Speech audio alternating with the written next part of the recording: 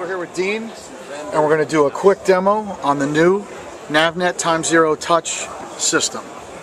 So take it away, Dean. Okay, this is our new NavNet TZ Touch system, just introduced here at the Miami Boat Show.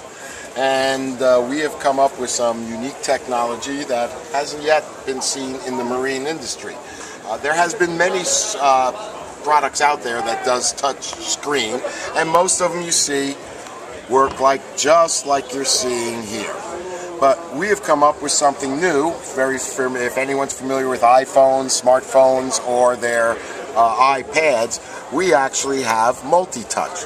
So I can zoom in and out, I can move the screen over here, I can check out what's going on over here just by pinching the screen. Button comes up, center vessel, and I can center the vessel there. In addition to the touch like this, we've added some other features. Right now the ship, the chart is oriented to what we call a north-up position. If we want to go to course-up, we have two ways. One way is put your finger on the ship, do a swipe, and now we're in a course-up mode. That's great. You want to go back to a north-up mode, do a swipe. Moving away too much to do that, you can always hit the compass button to change them. So you get some various options. NavNet, in addition to the pinch to zoom, there's the familiar roto key, which allows me to zoom just using the key. In addition, NavNet is always 3D, has always been known as a 3D system, and this also runs in native 3D. We take two fingers, we go up like that, and now we're in a 3D mode. And with these two fingers, I can orient things however I want to watch the ship, and still zoom in and zoom out. That is the 3D mode. Alright. We are seeing here a raster chart with some satellite photo overlays. If I want to bring up my roto key, Michael just touched it, so he brought up my roto key for it, so he made it easy for me. But I can, by the way, also, especially on a rocking and rolling boat, sometimes there may be a problem, so we can push that and do with the roto key. And now I have depth shading, so I can either push or I can touch depth shading, and this is our depth shading feature.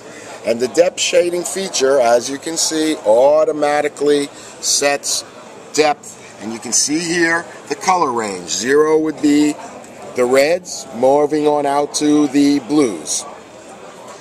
Very cool. If you are a fishing application, you may want to isolate your depth contour to a specific range on the bottom to follow a ledge. So we can take it out of the auto mode. You see what's happened there, and I can touch the high one, and I can adjust. I want my deepest point to be where we have 548 feet, and then I move on over to the low setting, and there, that's where my red's going to be. So now I've created a ledge that I actually could work around. And if I wanted to, I could set a route along the ledge and follow it with my ship. Very cool.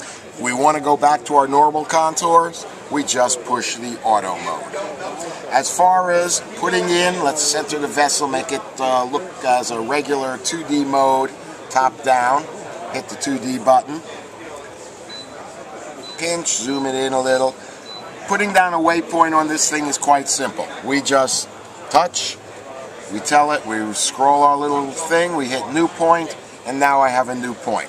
I want to name the point, I touch the point, I go to edit the point, and I can name it, change position. I can even change it if you have your fishing marks in old Loran TDs, we can change it to TDs. When we go to name it though, we have a nice big QWERTY keyboard for you to use. Very nice. In addition, if let's say we put the waypoint in a wrong spot, we could also, I'll just go to this one here, I can hit move, and now I can drag the waypoint where I want, or I can just touch another point in the screen, hit end move, and it jumps right to it. That's great. We have our familiar carousel that's available in it. This is we call our home button, and it gives me the familiar NavNet carousel of choices. I want to show something unique here that we've done with the sounder that has always been requested. I just tap it. Here's my sounder. Our ship, as you know, would be currently here, but I do have up to 10 minutes of history available. So, if you notice here, it's frozen. This is past position. I want to put a mark there because I know there was a good wreck. I could just tap the spot, say new point, make a wreck symbol or a fish symbol, wreck symbol. We're done. The wreck symbol is on the screen. So you put the wreck symbol right there. Well, we're in dual frequency, so it's showing both spaces. And it's on the chart already? That's what we're going to do. We're going to center the vessel here. I'm going to zoom in because you can see how this ship does a regular circle in the simulation. That's where it was 10 minutes ago. This green mark right here? Right. The wreck symbol is right there. It's the same as right here on the fish finder. But I'm on cancel. It's like cancel history, and so I've gone back. Okay, very cool. So that's a unique feature. Very cool.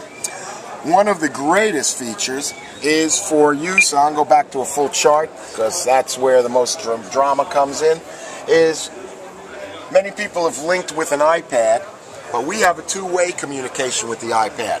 So if Michael steps back, you can notice as I scroll this one's scrolling. I have full control. This has actually become my second station. So we've got a wireless second station. We have got a wireless second station.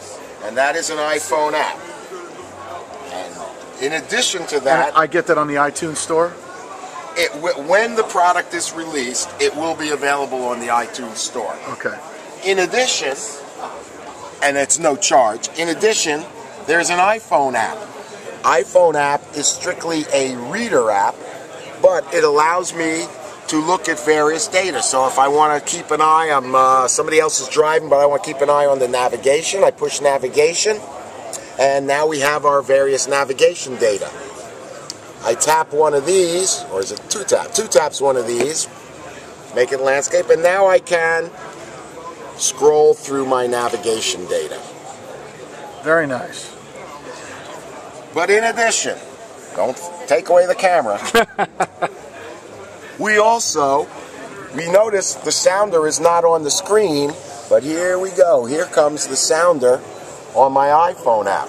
So on a smaller boat or even a larger boat, you're fishing, the captain's up there with the sounder. The sounder's not on the screen, but I am linked to the unit and I'm showing my sounder picture.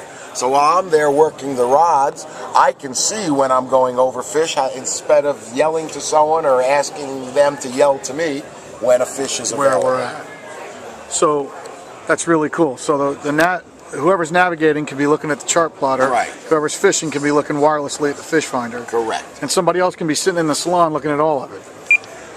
One last feature, although it isn't the last features, but I can go on and on for more than that camera could hold probably, is this will come with a free service called Nav Center Weather. The Nav Center Weather lets us select a range as long as we have an internet connection. We can do it at the dock. We can actually do it at home and download, where you can get your wave, your wind, your sea surface temperature, cloud cover, everything but NEXRAD radar. You send it, it goes automatically to an email. It's a very small grid file. 300 kilobytes, which is about the largest 14-day, would probably take 30 seconds from time to request to load. Automatically from this, and here was a weather file. There's today, or it was when we downloaded this file, and what's nice about this is I can play it.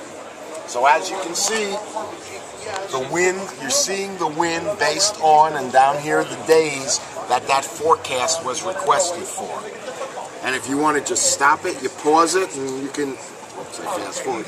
Pause it. So if we were saying, well, we're leaving on Wednesday, or Tuesday, what's it going to be like on Tuesday? This is Tuesday's forecast. Gotcha. With your tides, your currents. Very nice. We also have our lists of AIS targets that are recorded. Points list, route details. Here's an AIS list. Also DSC if you have a buddy list. So here we've seen a boat called the Westwood Rainer. go here. You can notice it automatically finds it on the chart. You can actually see it moving. I can get the details of it, which is all this information from the Westwood Rainier. Or I can track it down and locate it on the chart. This screen will go off, and let's zoom it down, because if the ship is broadcasting its dimensions, we will actually draw the ship on screen.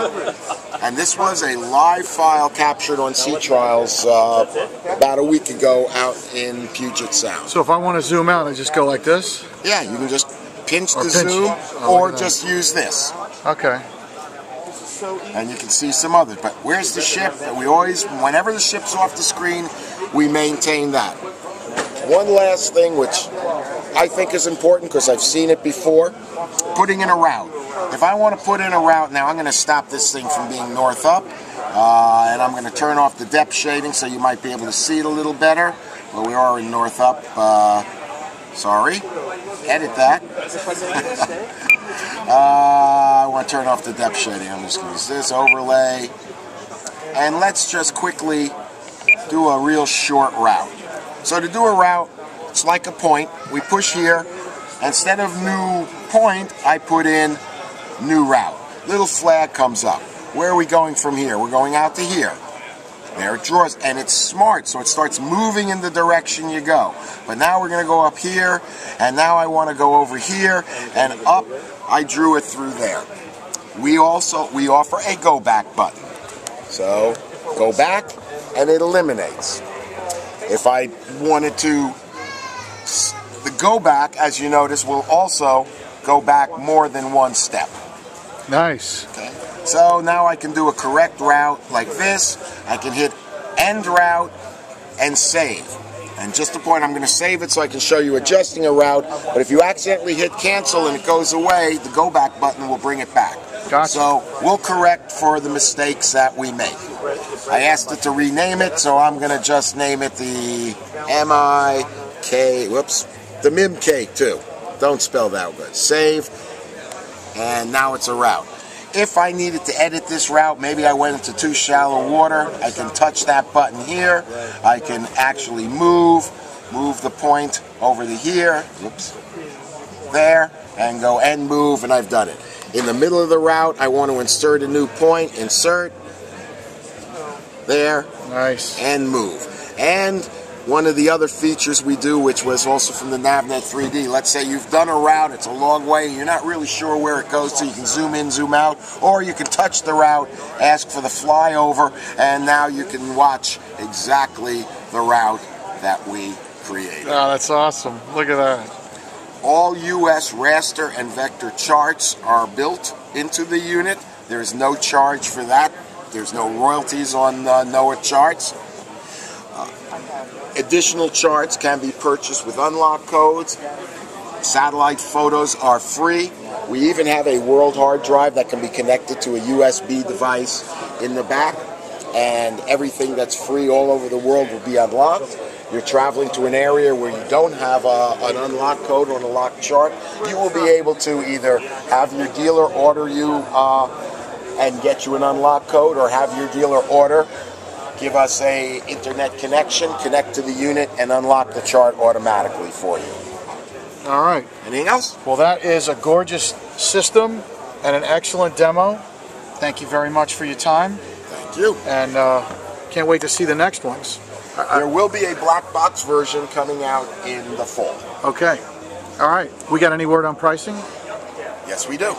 Okay, well, we'll wait. We'll do that later.